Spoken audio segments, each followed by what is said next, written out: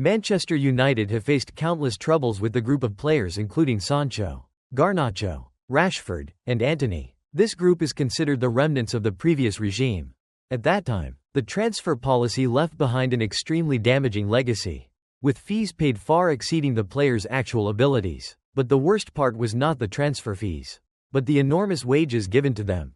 Being paid far beyond their actual contributions gradually caused these players to lose motivation, especially as their form declined.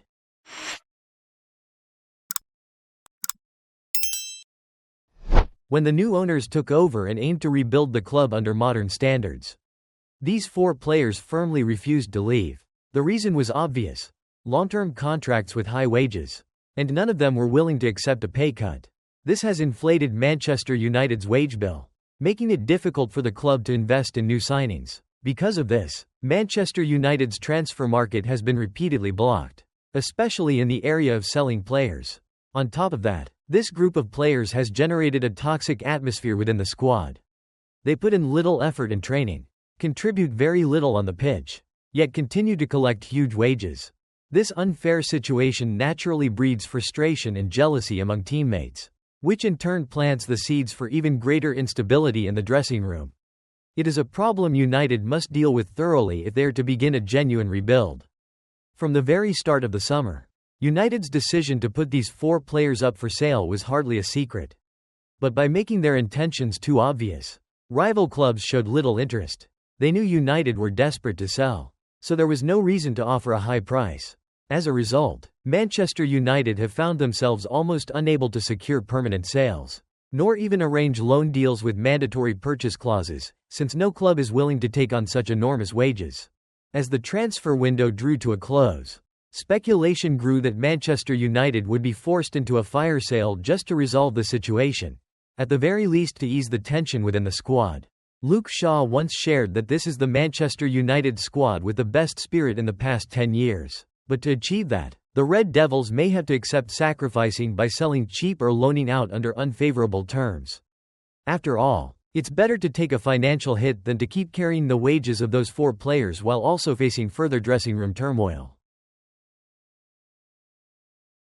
Marcus Rashford was the first to leave Manchester United among the difficult names, with his destination being Barcelona. Right from the start of the summer, Rashford had made his stance quite clear. He was no longer satisfied at Old Trafford and wanted to open a new chapter in his career. The only place he longed for was Camp Nou. People often joked that Rashford was sulking, but in reality, it was his way of showing determination to change his playing environment. Throughout the negotiation process, Rashford did not hesitate to drop hints about Barca on social media, subtle gestures and cryptic words that seemed like a message to the Catalan club. "I want to go to Spain. I want to wear the Barcelona shirt." And luckily, after much consideration, Barcelona finally agreed to seal the deal. Perhaps Rashford understood that if he stayed at Manchester United in the current situation, he would be trapped in a spiral of crisis, both professionally and mentally. That's why he chose to push for an early exit, allowing the club to be more proactive in negotiations. More importantly, Rashford also accepted a significant pay cut from the massive salary he was receiving at United in order to rediscover his inspiration elsewhere. This was by no means an easy choice, especially for a player entering the prime years of his career, but it showed that Rashford did not put money above everything else. What allowed many fans to retain a degree of respect for Rashford was his professional attitude throughout the transfer. He never spoke ill of his former club, nor did he tarnish United's image in the media, even though he had plenty of reasons to complain after several chaotic seasons. Instead, he simply stated that he needed a new chapter, wished the club success, and departed with respect, in contrast to other players who created friction and prolonged dramas to force concessions. Rashford chose to leave quietly, and that very approach made this transfer, despite some lingering awkwardness, ultimately seen as a good decision for both sides. Next up is Garnacho. Alejandro Garnacho was arguably the deal that caused Manchester United the most frustration this summer. The story began when Ruben Amorim excluded Garnacho from his plans right from the preseason, forcing him to train separately with the unwanted players. Instead of keeping quiet and waiting for an opportunity, the young Argentine made it clear that his one and only wish was to move to Chelsea. He even rejected every other offer and was willing to sit out the entire season if he didn't get his desired move. That left United in a corner, stripped of control and mocked by rivals, who all knew the club was desperate. Initially, United demanded £50 million, but Chelsea stood firm, only offering around £35 million. Negotiations dragged on, breaking down several times, until the very end of the transfer window when United, under pressure to resolve the situation, finally accepted £40 million plus a 10% sell-on clause. From a financial standpoint, the deal was still a significant profit compared to the small fee paid to sign him from Atletico Madrid, and since Garnacho came through the academy, the full amount was recorded directly as pure revenue. But in terms of image, this was a humiliating concession for United. They had been strong-armed by their own youngster and forced to back down, paving the way for his move to Stamford Bridge.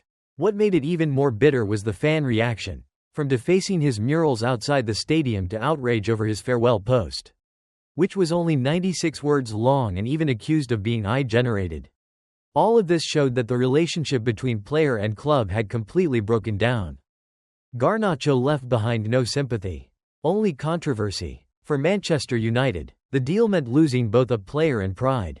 For Garnacho, he got what he wanted, but in the eyes of many Red Devils fans, he became a traitor. Perhaps traitor is too harsh, but ungrateful might be the more fitting word. Antony was one of the deals that left Manchester United the most disheartened in this summer's transfer window. Similar to Garnacho, he had once been a blockbuster signing worth nearly €100 million under Erik ten Hag. But after 3 seasons of declining form, he became a burden in Ruben Amorim's squad. From the very start of the summer, Real Betis emerged as a potential destination. The problem was that Antony himself only wanted to join Betis. He rejected all other offers and made it clear that if he couldn't go to Spain, he was willing to sit on the sidelines. That stance put United in a tough position, stripped of bargaining power and forced to negotiate from weakness. Initially, United set a high price to recoup some of the huge sum they had spent. But Betis never budged. They kept proposing tricky solutions, even floating the idea of buying just 50% of Antony's rights to reduce costs. After several rounds of back and forth, Betis eventually returned to the table with patience, while United were left with little choice: keep him and suffer the wage burden plus dressing room instability, or sell at a loss. In the end, United accepted a fee of just £21 minus £22 million, with a 50% sell-on clause for the future. On paper, the deal helped United trim a significant wage expense and clear a flop from the squad. But in reality, it felt like a slap to the club's reputation. From a near £100 million signing to being sold for barely 1/5 of that amount, on the player's own terms, this was humiliating. For Betis, it was a massive victory, landing a once highly valued player at a bargain price.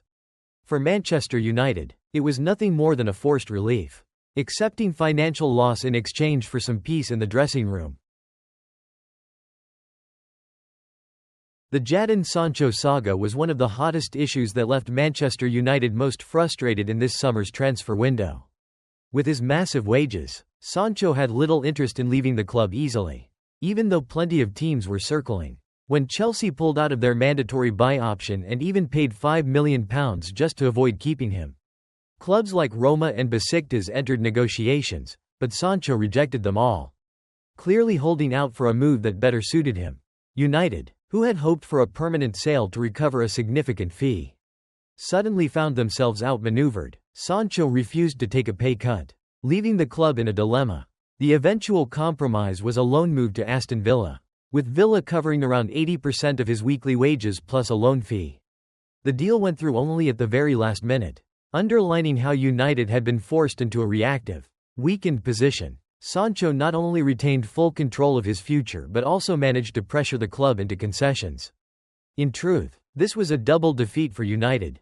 Financially, the deal amounted to barely 1/3 or 1/4 of the £73 million they had once paid Borussia Dortmund. In terms of image, the club's credibility took a hit. As a player they wanted gone effectively held them hostage in negotiations. It's worth noting that while many of his contemporaries left decisively, Sancho clung on until the Aston Villa option appeared. This showed that he prioritized personal benefit over any broader strategic plan of United. For the club, it was nothing more than an unwanted escape route, loaning him out to cut wage costs rather than keeping a heavy burden. For Sancho, it was an opportunity to restart his career. For Manchester United, it was a bitter lesson in mismanaging contracts and squad planning. Malaysia was, in fact, the only player left stuck at the club after this summer's clear-out. But compared to the other troublesome names, his case was hardly a major issue. The simple reason: his wages are relatively low, creating no significant strain on the salary budget. And even if United were to sell him, the transfer fee wouldn't bring in much. In other words, keeping Malaysia doesn't seriously affect the club's restructuring plans. Who knows, he might still serve as a useful rotational option at left back, or simply as a backup solution when needed. For Manchester United, he's more of a light burden, not something that disrupts the transfer strategy or sparks internal controversy like Sancho, Garnacho, or Antony. Yes, Malaysia's salary is modest and his market value is low, but in the bigger picture, the club doesn't lose much by keeping him around. The Rasmus Højlund move to Napoli carried a very different tone compared to the other departures. This wasn't a deal that left Manchester United angry, but rather one filled with regret and sympathy. Højlund was never lacking in effort, nor did he have the attitude problems of Sancho or Garnacho. He was simply a victim of circumstances. He arrived at United during a turbulent period, when there was neither patience nor a clear direction to guide him. A young striker, short on experience, was burdened with expectations far too great for him to carry in the Premier League. Naturally, his struggles were understandable. What he lacked was professional maturity, the steadiness required to thrive in the toughest environment in world football.